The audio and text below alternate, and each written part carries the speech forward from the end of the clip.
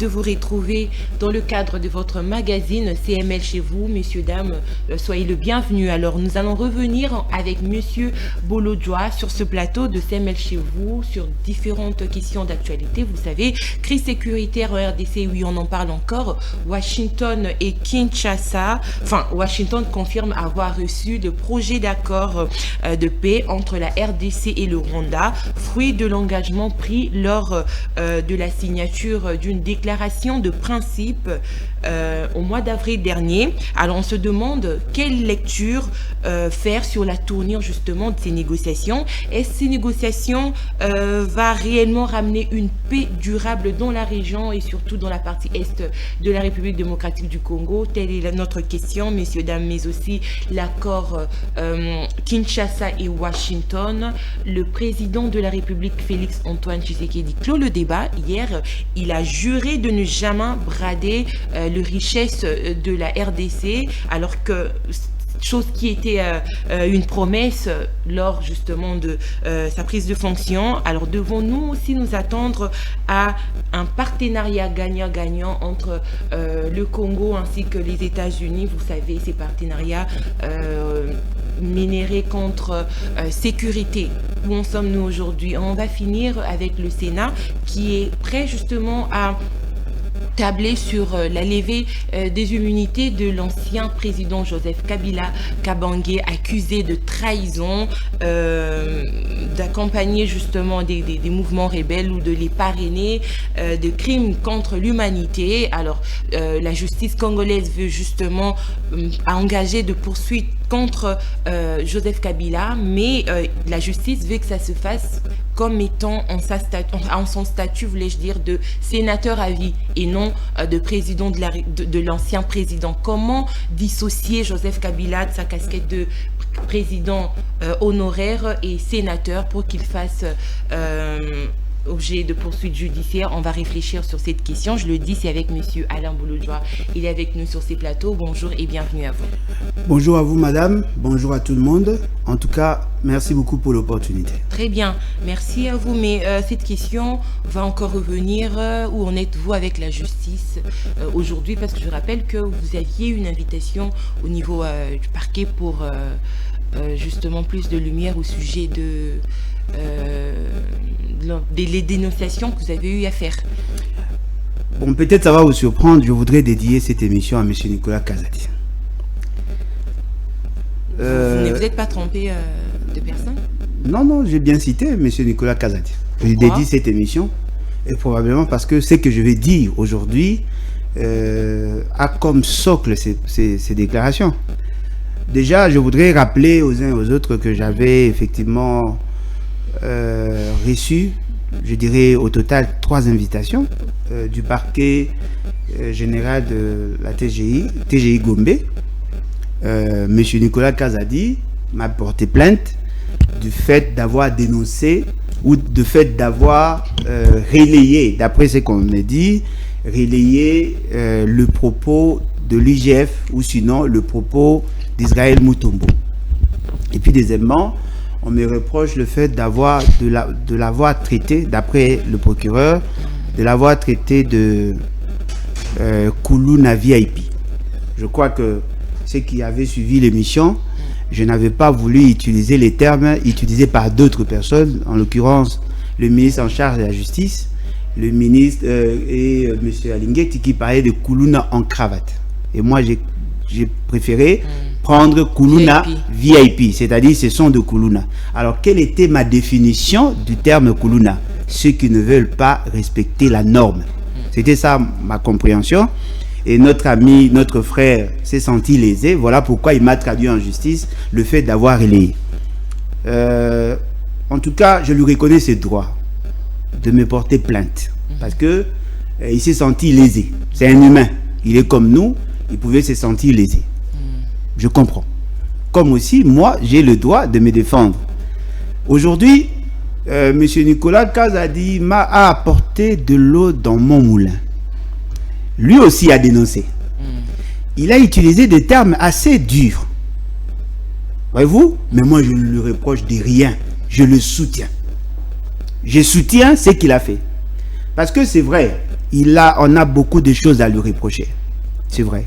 C'est vrai que, personnellement, moi, je n'étais pas d'accord de la démarche du procureur. Mais nous devons nous rendre à l'évidence que la justice s'est décidée de ne pas le poursuivre.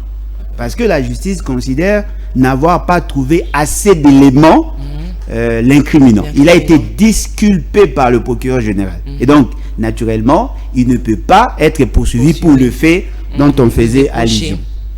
Ce qui veut dire, devant cette réalité, il doit comprendre que je ne peux pas insister là-dessus parce que le procureur a porté la responsabilité. Exact. Mais au-delà de tout, il a dit pratiquement la même chose que moi. Voyez-vous? C'est-à-dire, si je dois m'en excuser du fait de l'avoir traité de Koulouna VIP, il doit reconnaître que dans ses dires, il a plus renforcé ce que je disais. Peut-être il a fait avec ses mots. Sera-t-il en mesure, lui aussi, de demander pardon?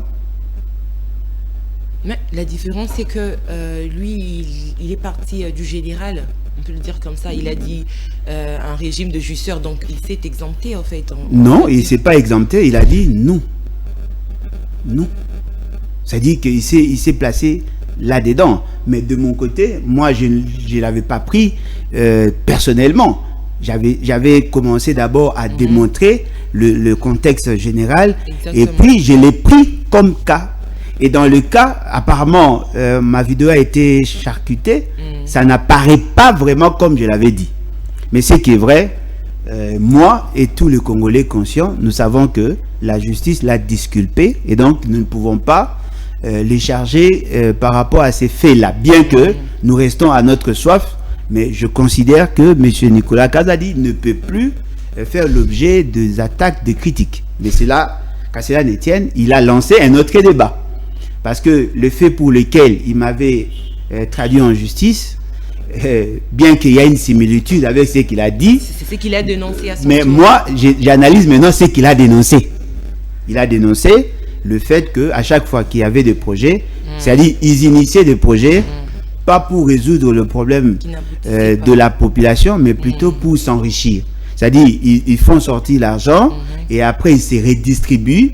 C'est après seulement qu'ils arrivaient à réfléchir sur comment justifier les décaissements de fonds. J'ai pris note. J'ai pris note que M. Félix Tshisekedi est entouré des jouisseurs, des gens qui ne voient que leurs intérêts et nullement les intérêts de la population. Je constate que M. Alingeti ne faisait pas bien son travail.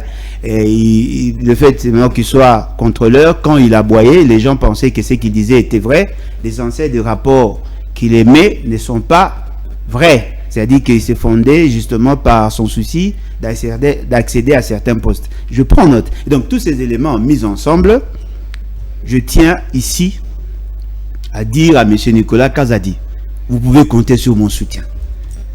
Parce que c'est vrai que il y avait un problème au départ, mais le fait d'avoir fait ces déclarations, ça me réconforte et ça prouve à la face du monde que j'avais raison. Et comme vous me rejoignez, naturellement, vous devenez un potentiel allié circonstanciel. Et donc, vous ne devriez plus faire objet de poursuites judiciaires? Non, mais c'est à lui d'en décider, parce que je vous ai démontré que nous sommes basés sur un rapport officiel.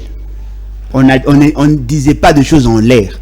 On s'est basé sur le rapport officiel d'une institution rattachée à la présidence. Donc, on s'est basé sur ça. S'il considère qu'il s'était senti lésé, je considère qu'effectivement la justice, ayant pris l'option de me convoquer, la justice considère que c'est un fait répréhensible. Voyez-vous, je reconnais que la justice l'a dit. Alors, il lui revient maintenant à lui de voir si ce que moi j'avais dit était différent de ce qu'il a dit.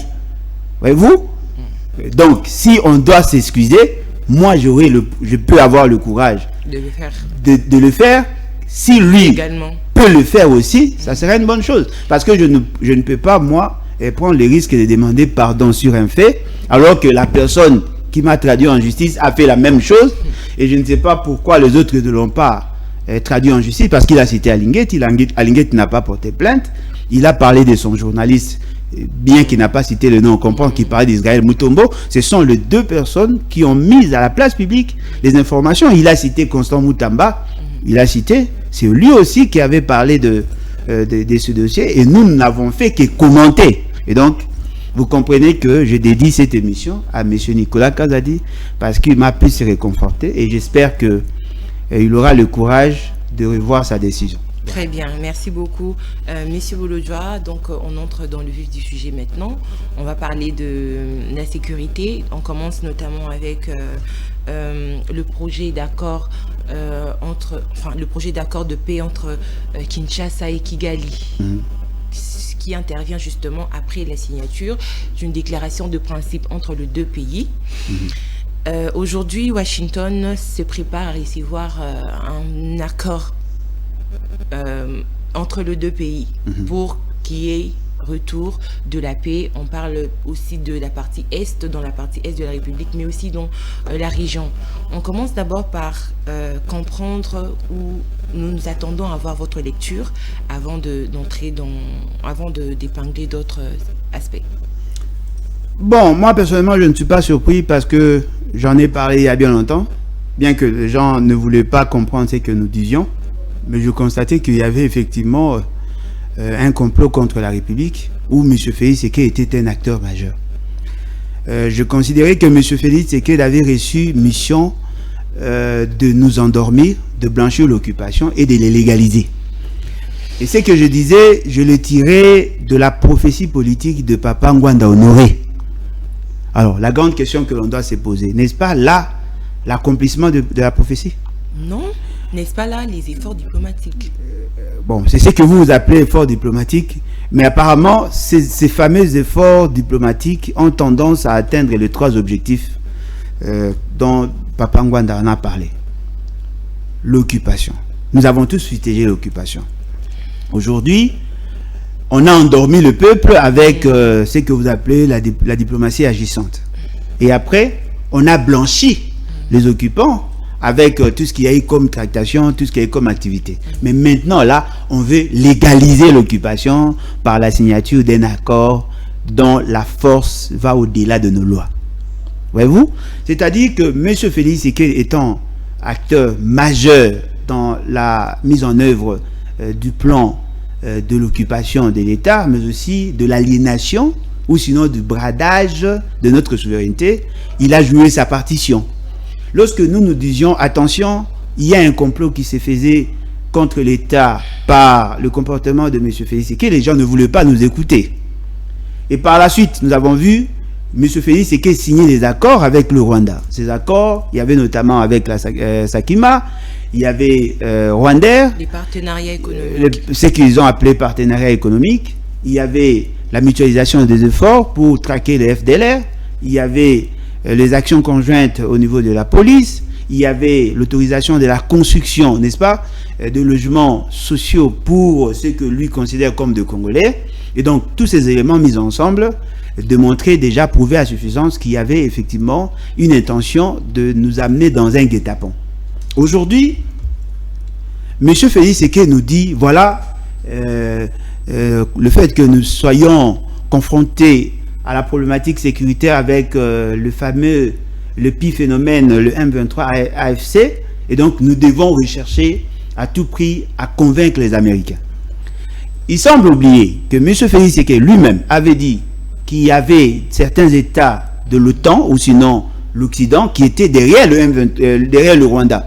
C'est-à-dire aujourd'hui, le fait d'avoir approché les États-Unis pour trouver une solution dans le cadre bilatéral, les États-Unis nous imposent aujourd'hui de traiter cette question conjointement avec la question du Rwanda. Qu'est-ce qu'on fait? On crée un triangle analytique où on prend M. Félix Tshisekedi, le président ou l'administration américaine et M. Kagame pour trouver solution à ces problèmes. C'est-à-dire qu'on veut nous démontrer que la question étant transversale, on ne pouvait pas renforcer notre coopération avec les États-Unis sans préalablement résoudre la question qu'il y a avec le Rwanda. Et le Rwanda s'ingère sous des questions qui relèvent de notre souveraineté, justement parce que M. Félix Tshisekedi l'avait accepté il y a bien longtemps. Dites-moi, c'est que les Américains nous disent, En quoi c'est différent avec ce que Macron et Sarkozy avait dit? En quoi c'est différent? En quoi c'est différent avec ce que Félix Tshisekedi lui-même avait dit? En quoi c'est différent avec ce que Bisselé et Bifort avaient dit? En quoi c'est différent avec ce que comment il s'appelle, l'ancien conseiller de Félix, le conseiller principal de Félix Tshisekedi sur des questions socio-économiques et financières, Bilonda? En quoi c'est différent? En quoi c'est différent avec ce que François B avait dit? Voyez-vous, le fait seulement que les gens n'ont pas la culture d'intégrer certains phénomènes ou certains éléments historiques dans l'analyse, ils pensent qu'il y a des innovations. Non, ce qu'on vous dit aujourd'hui, c'est ce que Bisselé l'avait dit. Les Américains ont utilisé la volonté de Félix Tshisekedi parce que c'est lui qui est allé brader notre souveraineté.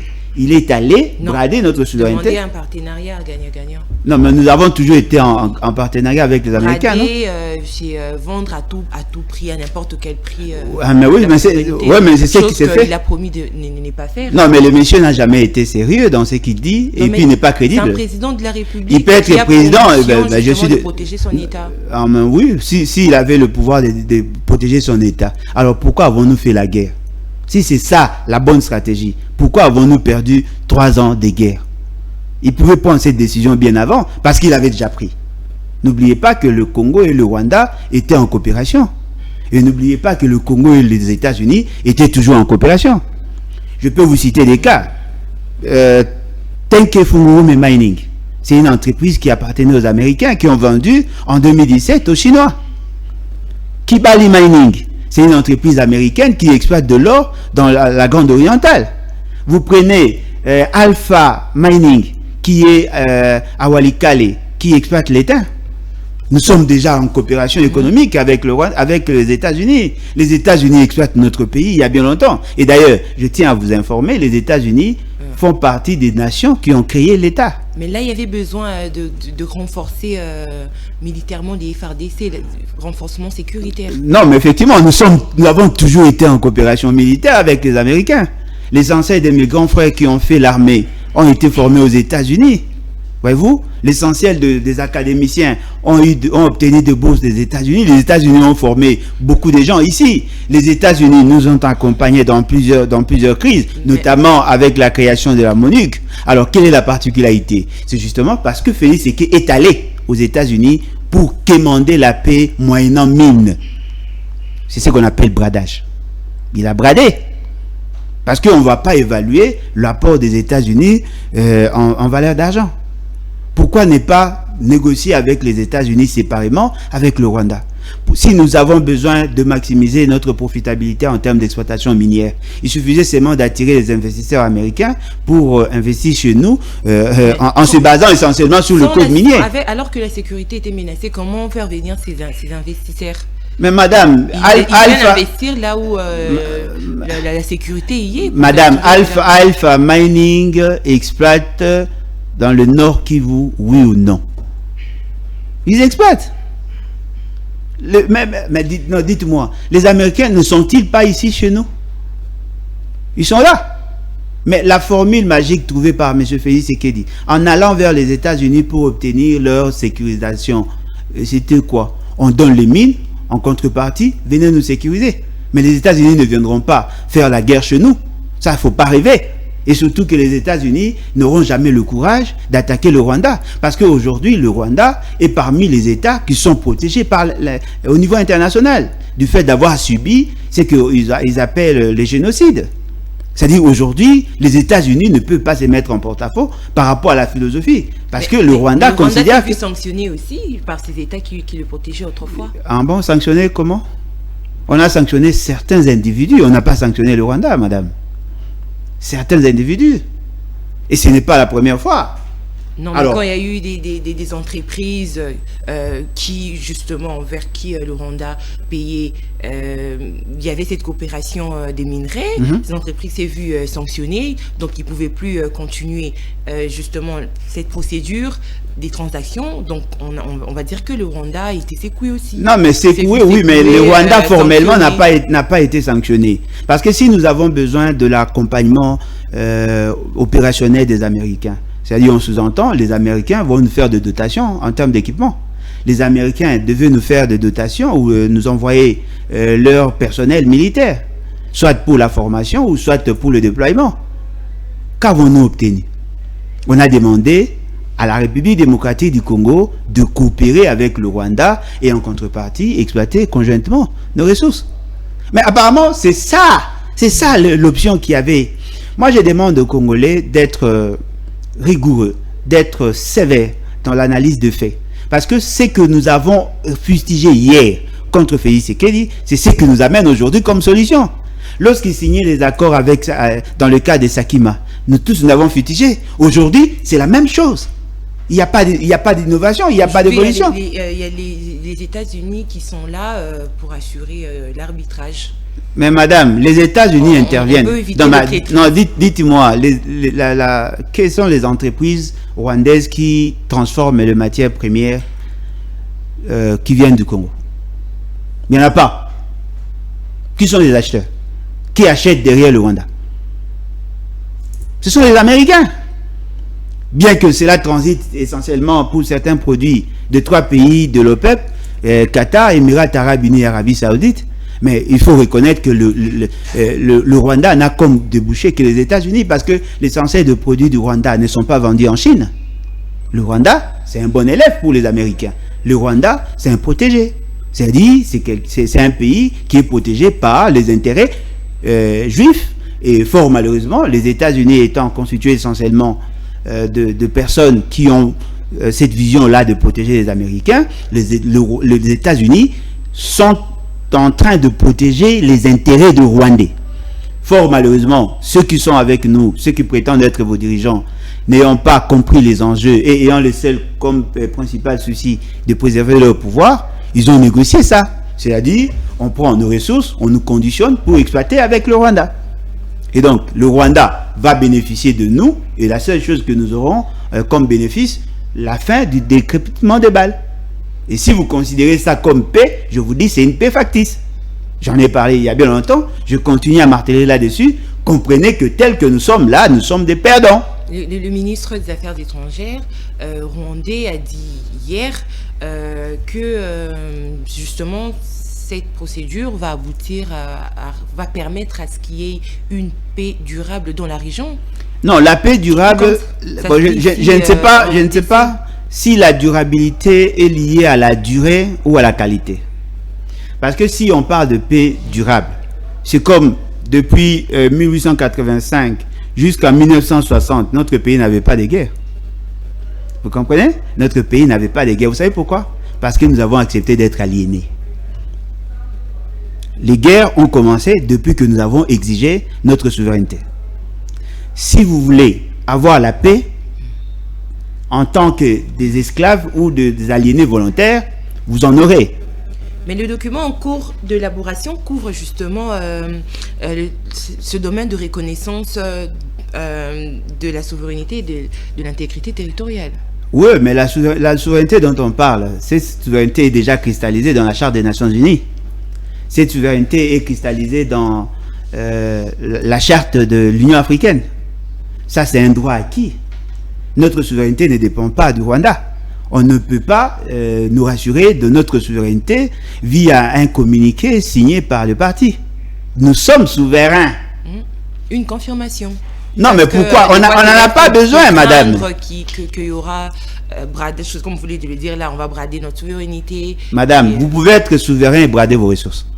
Vous pouvez être souverain et accepter d'être aliéné. Vous savez, déjà dans la démarche de M. Félix Tshisekedi, vous comprendrez directement qu'il a mis sous tutelle partielle l'État.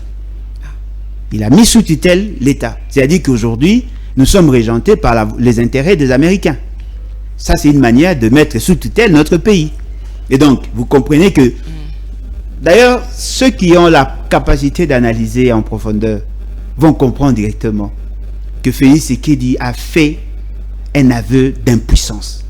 Il a dit aux Congolais inconscients et au reste du monde, voilà, je n'arrive pas à atteindre les objectifs les objectifs que je m'étais assigné et je sollicite l'accompagnement du grand prêtre des États-Unis pour garantir l'atteinte de ces objectifs. C'est-à-dire qu'il a abandonné la souveraineté entre les mains des États-Unis.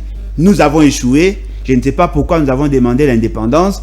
Comme nous avons été dirigés par le roi des Belges et par la suite par la Belgique, le fait seulement que nous ne soyons pas en mesure de rassurer notre souveraineté, notre indépendance, je viens me livrer en holocauste. Je viens vous céder le pouvoir qui m'a été conféré, entre guillemets, par le peuple souverain pour que vous vous en chargez. C'est-à-dire qu'on confie notre sort entre les mains des États-Unis. Donc, les États-Unis vont décider, ok, monsieur tel allait investir au Congo, tel n'investissait pas parce que ça va mettre en mal les accords signés avec le Rwanda. Le Congo, vous n'avez pas le droit de déployer vos militaires au niveau de frontières avec le Rwanda parce que vous avez signé un accord. Et voilà, M. Félix Tshisekedi, nous pensons que vous n'avez pas le droit de quitter le pouvoir. Restez d'abord quelques temps, le temps qu'on finisse. C'est-à-dire qu'on a aliéné notre souveraineté. Donc en vrai, la solution est loin d'être trouvée. Non, mais la solution ne sera pas trouvée parce que nous sommes sujets du droit international. Même si nous sommes membres de la communauté internationale, nous avons de droits à défendre. Pendant que nous étions sous tutelle de la Belgique nous rassurait une certaine paix. Mais ce n'était pas une paix du tout, parce qu'on ne peut pas parler de la paix sans tenir compte de notre souveraineté. Le fait seulement que le Rwanda a tiré la couverture, a tiré l'épingle du jeu, le Rwanda en est content. Parce que tout ce que le Rwanda avait exigé en amont, c'est ce qu'il va obtenir par la signature irréfléchie de M. Félix Tshisekedi. Alors, quelle différence faites-vous entre le processus de Washington aujourd'hui et la démarche de prélats catholiques ainsi que les prélats catholiques et les pasteurs de l'ECC? Déjà, je voudrais intégrer un élément qui semble être négligé. En allant vers les États-Unis, nous aurons à signer des accords à plusieurs niveaux. C'est vrai, par rapport à la démarche institutionnelle ou à la démarche entre États, on a un accord de paix, on a un accord économique. Ce sont les deux accords qui sont signés entre les États. Mais au-delà de ça, il y a un accord entre l'État congolais et les privés. Je cite en l'occurrence l'accord signé avec Blackwater. Cette entreprise paramilitaire dont la spécialité est de sécuriser les sites d'exploitation, mais aussi de sécuriser les personnalités VIP. Cet accord a été signé entre le gouvernement congolais sans bien réfléchir et ses privés. Et ces privés, derrière ces privés, il y a les multinationales qui veulent sécuriser leurs investissements ici chez nous. Voilà pourquoi on va déployer le personnel militaire américain non institutionnel qui seront déployés ici, qui vont sécuriser les sites, qui vont travailler au niveau de nos frontières. Et au niveau de nos frontières, ils feront tout pour empêcher aux Chinois d'exploiter nos ressources. C'est-à-dire, nous sommes en train d'attirer la guerre entre la Chine et les États-Unis. Souvenez-vous, j'en ai parlé. C'est ce qui va se faire. Alors, par rapport aux similitudes,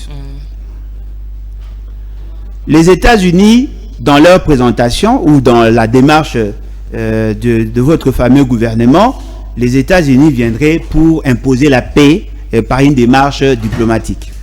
Dans cette démarche, à la fin, on va nous réconcilier avec le Rwanda. La particularité, c'est que nous n'aurons plus la capacité ou le droit de poursuivre le Rwanda pour le fait qui ont été posés, qui ont été commis ici. C'est-à-dire, on a tué nos frères n'auront pas droit à la justice parce qu'au nom de la paix, on ne peut pas incriminer le Rwanda. C'est-à-dire, ils vont venir chez nous. Ce qui est vrai, dans l'accord signé avec Félix Tshisekedi, on va déverser chez nous près de 300 000 personnes identifiées entre guillemets comme des Congolais. Or, l'administration congolaise du territorial n'ont jamais parlé en termes de 300 000, mais ils seront ici en termes de 300 000. Ces personnes doivent être protégées spécialement par l'accord. Et je crois que c'est ce qui apparaît là. Ils vont le faire par rapport aux accords, d'abord par rapport aux conclaves qui ont été organisés par M. Félix Tshisekedi avec le groupe armé, mais en même temps à l'accord signé au niveau de Nairobi, qui a été cristallisé au niveau de Luanda et qui a été porté par l'Union africaine. Donc vous comprenez que la démarche des Américains vient justement imposer ce qui est différent des autres démarches. Dans d'autres démarches, nous négocions d'égal à égal. Nous avons le droit de dire ce que nous pensons. Mais ici, on n'a pas le pouvoir de penser, on a le seul pouvoir de dire Alléluia, Amen. On a demandé au gouvernement de déposer sa réplique, la note de réplique. Ils ont déposé, c'est ce que vous avez dit. Ils vont analyser, ils vont prendre ce que le Rwanda va demander, ils vont prendre ce que le Congo va demander, et puis ils vont condenser pour avoir un seul document. Et ce document sera imposable aux deux parties. S'il y aura discussion, c'est juste pour aplanir certaines divergences. Mais la philosophie est imposée par les États-Unis. Or, si vous allez dans la démarche de Préla et de l'ECC, vous trouvez qu'il y a un élément essentiel.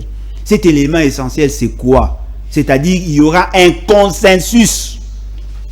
Pour le prêtre, il y aura un consensus. C'est-à-dire qu'on prend d'abord au niveau national tous ceux qui sont en conflit d'intérêts, on le met ensemble, ils discutent. On intègre les revendications de la population, on crée une volonté manifeste à coexister pacifiquement. Et après, on amène la volonté de la population pour aller négocier avec les parties prenantes au niveau de la sous-région et de la région. Vous comprenez que donc, ici, la volonté... non, mais effectivement, ici, la volonté est de négocier. Mais là, on vous impose. C'est-à-dire qu'on n'est pas dans le même schéma. Au-delà de tout, la démarche menée par les Américains va aussi dans le sens de soutenir la démarche de Doha. Or, Doha a échoué, et d'ailleurs, Doha lui-même a reconnu la nécessité d'intégrer ou de prendre en considération la démarche de Préla. La démarche de Préla est plus constructive que toutes les autres démarches. Parce que je tiens à vous dire, moi, Alain Bolodjoa, quels que soient vos accords, tant qu'il n'y aura pas de justice, il n'y aura pas de paix. Et ce qui est vrai, notre souveraineté n'est pas à vendre. Même si la guerre va continuer avec les États-Unis, ça c'est votre problème. Nous pensons qu'on ne peut pas nous imposer l'indivision. Le Rwanda peut rester éternellement un pays voisin, mais on n'est pas obligé d'en faire un pays ami. Tant que nous avons dénombré plus de 8 millions de morts. Madame, la crise qu'il y avait au Rwanda, il y avait 850 000 morts. On a fait une question internationale. Chez nous, il y a plus de 8 millions de morts. On pense que ce n'est pas assez. Alors, vous tuez les Bembe, les Lega, les Bafulero, tous ces gens-là qui ont été tués. Et puis à la fin, vous dites, voilà, vous devez coexister avec le Banyarwanda. Si vous n'en voulez pas, on va vous sanctionner. Mais qui va accepter ça? Savez-vous pourquoi le Maï-Maï sont nés? Savez-vous pourquoi le Ouazalin sont nés? C'est justement parce qu'ils ne voulaient pas qu'on leur impose des gens qui ont d'autres nationalités chez nous. Et donc, ce combat va continuer. Donc, il n'y aura pas de solution durable en tant que telle. Alors, quelle lecture faites-vous quand vous voyez que les acquis de la RDC sont, on va dire, inclus dans ce processus de paix, alors que on a toujours accusé le Rwanda d'être le pays agresseur? Non, mais justement parce que Félix Tshisekedi est co-auteur. Je vous avais démontré l'autre fois que Félix Tshisekedi, et même aujourd'hui, que Félix Tshisekedi était dans le complot. C'est-à-dire, pour Félix Tshisekedi, l'obstacle c'était nous. Ils ont trouvé des astuces pour contourner l'opinion en vue de tomber dans le même principe. Ils sont dans le même principe, la cogestion. Nous gagnons quoi du Rwanda? Rien du tout. Mais si tel était le cas, les présidents n'allaient pas rompre son partenariat avec le Rwanda, les partenariats qu'il a eu à conclure entre la RDC et le Rwanda. Oh, mais il a fait pour nous. Il a compris que le Rwanda n'était pas vrai dans cette démarche. Non, mais c'est ce que moi. Non, mais c'est ce que j'ai tenté de vous faire voir il y a pendant près de 2 ans. Félix Tshisekedi n'est pas sincère. Ça, c'est ce que je vous disais. Félix Tshisekedi n'est pas sincère. S'il a abdiqué à ces démarches, ou s'il s'est rétracté, c'est justement parce que nous avons fait pression. Mais Félix Tshisekedi n'a jamais coupé son amour avec le Rwanda. Jamais. Non, mais il a même refusé de le voir. À l'époque, alors quand il dit maman, une figure de style, on va dire. Maman, il le voyait. Il était catégorique pour dire que les relations ne marchaient pas. Maman, sachez que frère un jour, frère toujours. C'est un principe naturel. Comme disent les Nekongo, Singa famille, Benanaga et Katanarate. Félix Tshisekedi a déclaré son amour en plein jour. Tout le monde sait que Félix Tshisekedi est en amour avec Kagame. Au-delà de tout, Félix Tshisekedi a cherché à utiliser les carnets d'adresse de qui? De Kagame. Ça c'était à l'époque, autrefois. Non, mais jusqu'aujourd'hui, c'est ce qu'ils font. Jusqu'aujourd'hui, c'est ce qu'ils font. Il est allé vers le lobbyiste qui lui ont été présentés par le même réseau. Félix Tshisekedi a travaillé avec eux, même pour déboulonner, d'après ce qu'il dit, le système de Kabila. Il a utilisé le Rwandais. Félix Tshisekedi est en train d'utiliser le Rwandais jusqu'aujourd'hui. Alors, voir que aujourd'hui, alors avec autant de processus, le rebelle, on va dire les rebelles M23 ils ne sont plus rebelles, ils sont devenus des alliés en négociation avec Félix Tshisekedi. Ce sont des potentiels alliés. Non, ils ne sont pas encore arrivés à ce stade-là. Ça, c'est ce que vous croyez? Non. Pourquoi sont-ils arrivés à libérer Walikale? Mais pourquoi ils continuent à occuper des zones stratégiques? Non, mais ça fait partie de la stratégie. Voilà pourquoi je vous dis... La stratégie d'éduper la population. Madame, savez-vous au moins pourquoi on a décrété l'état de siège? C'était justement pour faciliter la résurgence du M23. Ça, c'est une évidence. Ce qui est vrai. Le dysfonctionnement ou la désarticulation de l'armée a été fait à dessein. Ça, ce sont des évidences. Ce qui est vrai. L'avènement ou l'invitation de M23 ici chez nous, ça faisait partie d'un plan. Ce qui est vrai. Céder le droit d'exploitation de nos ressources était un plan. Ce qui est vrai. Signer des accords de coopération avec le Rwanda en matière de survoler notre espace aérien et tout ça, c'était un plan. Ce qui est vrai, la signature du contrat avec l'ONATRA, c'était un plan. Ce qui est vrai, la création de FOMIN, FONAREV était un plan. Tous ces éléments-là faisaient partie du plan. Nous en avons parlé il y a de cela plusieurs années. Les gens ne voulaient pas nous écouter. Félix Tshisekedi est dans le complot. Mais ce qui est vrai, nous vous disions, attention, il est dans le complot. Les gens ne l'avaient pas compris. Dites-nous aujourd'hui, au regard de faits factuels, n'est-ce pas, ce que nous avons condamné hier, c'est ce qui va se faire. C'est ce qui va se faire. C'est justement parce que la population ne veut pas comprendre que tout ce que nous menons là comme combat, c'est justement pour l'alerter par rapport au complot. Mais aujourd'hui, Félix Tshisekedi va obtenir légalement ce que nous avons refusé. Tout le monde avait refusé la coopération avec le Rwanda. Ça, il va nous être imposé. Voyez-vous? Nous avons refusé à ce que les fameux réfugiés viennent chez nous. On va nous l'imposer.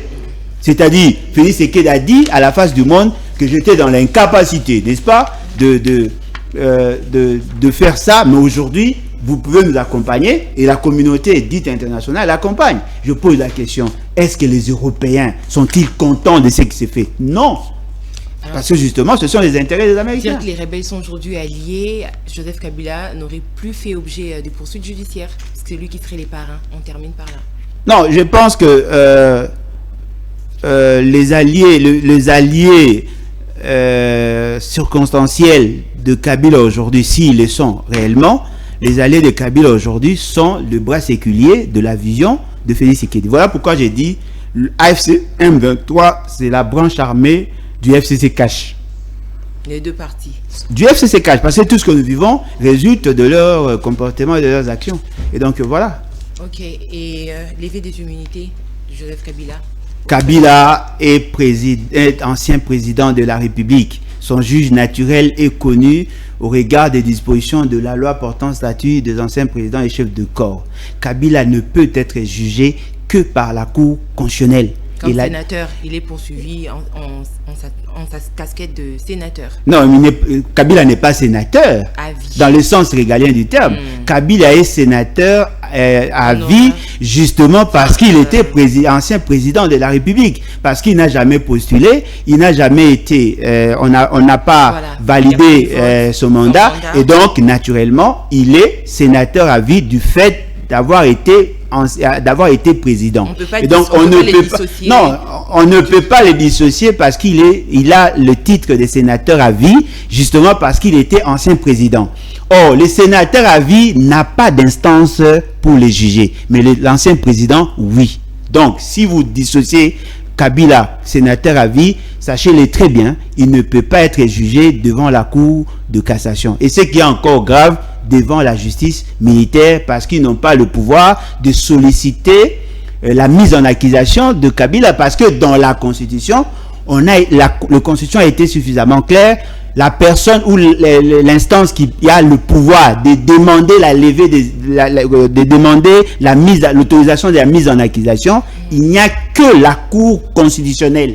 Alors, si vous voulez créer votre État avec le règlement intérieur de l'UDPS, ça c'est votre problème.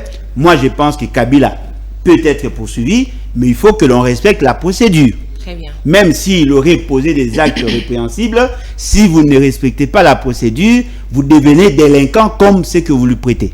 Très bien. Alors, en ces moments-là, ne dites pas que nous soutenons Kabila, nous soutenons le principe. Voilà. De la même manière, la justice s'est décidée de ne pas poursuivre Nicolas Kazadi. De la même manière, la loi interdit aux autres instances de poursuivre Kabila parce qu'il bénéficie non seulement des privilèges juridictionnels, mais il a un juge fixé par la loi. Et donc, si vous ne changez pas la loi, ne venez pas nous embrouiller avec vos politiques sensationnelles. Très bien, Monsieur Alain Boulodjoa, cette émission est terminée. Merci, madame. Merci d'avoir répondu à nos questions. Merci à vous également de nous avoir suivis. Au revoir.